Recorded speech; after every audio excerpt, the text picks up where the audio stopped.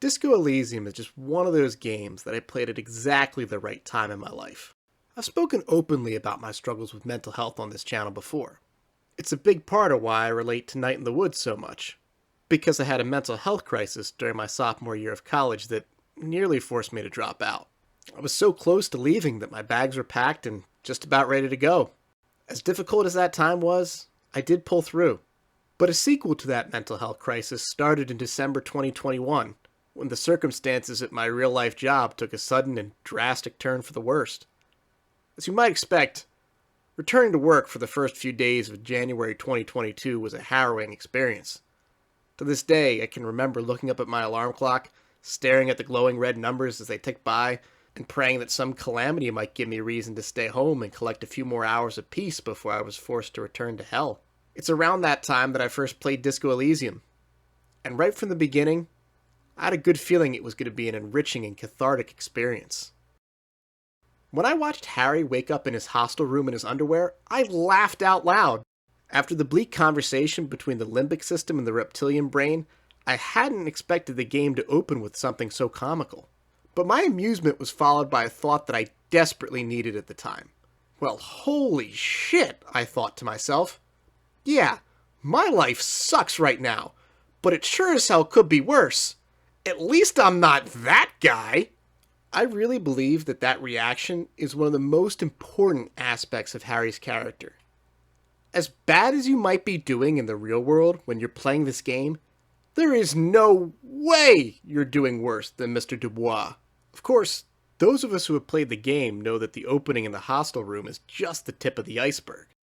Harry struggles to face his literal reflection. He drove his car through a fence and then crashed on the other side of town, and in the ultimate act of workplace procrastination, he still hasn't taken down a dead body that's been rotting in the backyard of the hostel for days.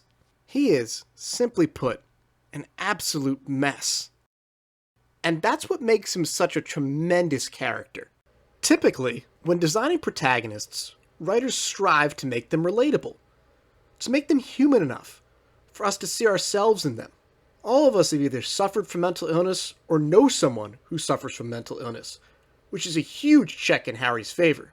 And given the age most people play Disco Elysium, it's safe to say that the majority of us have experienced a bad breakup, or at least one that has left us feeling lost, which provides the backdrop for Harry's breakdown.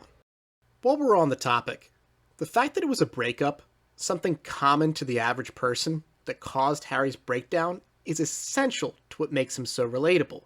He's not the sole survivor of a suicide mission, nor did he lose his family to a supernatural event like a zombie apocalypse.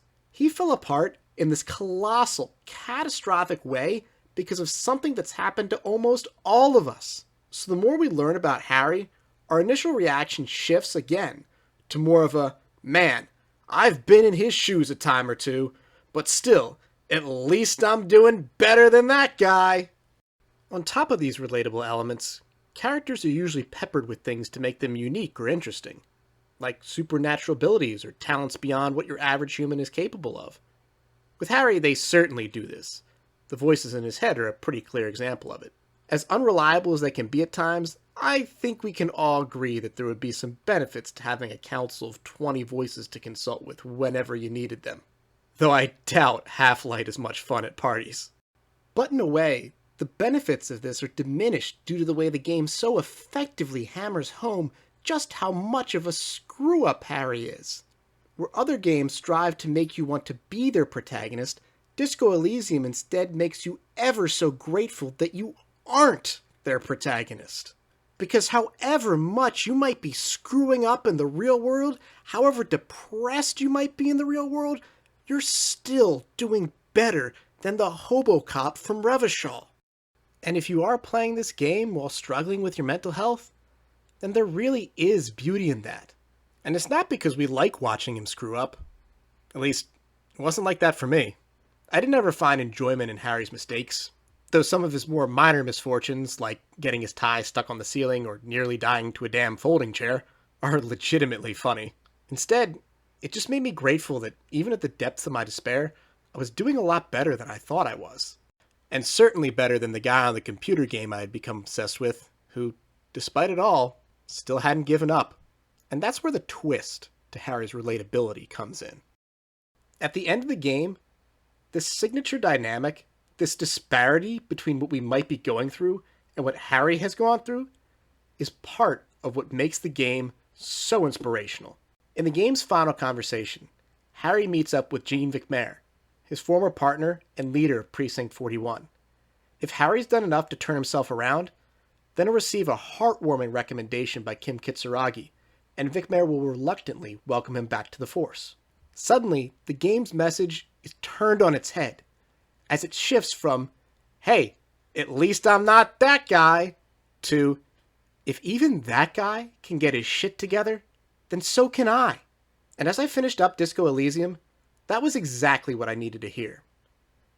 It might seem naive, but that message, that I was just as capable of overcoming my own personal struggles as Harry DuBois, helped me get through 2022.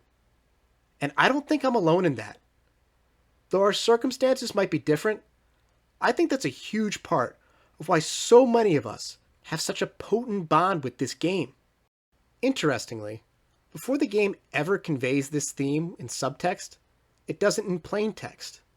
During the conversation with the Phasmid, in a rare moment of absolute unity, the voices in Harry's head come together to say, "In honor of your shit, Lieutenant Ifritur, which you kept together in the face of total unrelenting terror, day after day, second by second.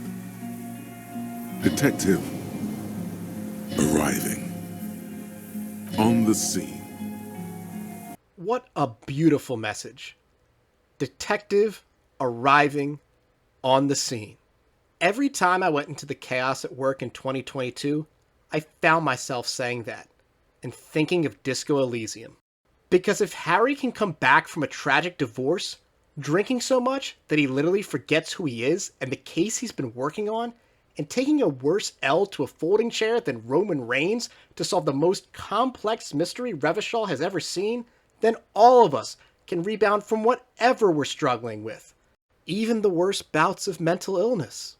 So if you're like me, and you've had it bad lately, then hang in there.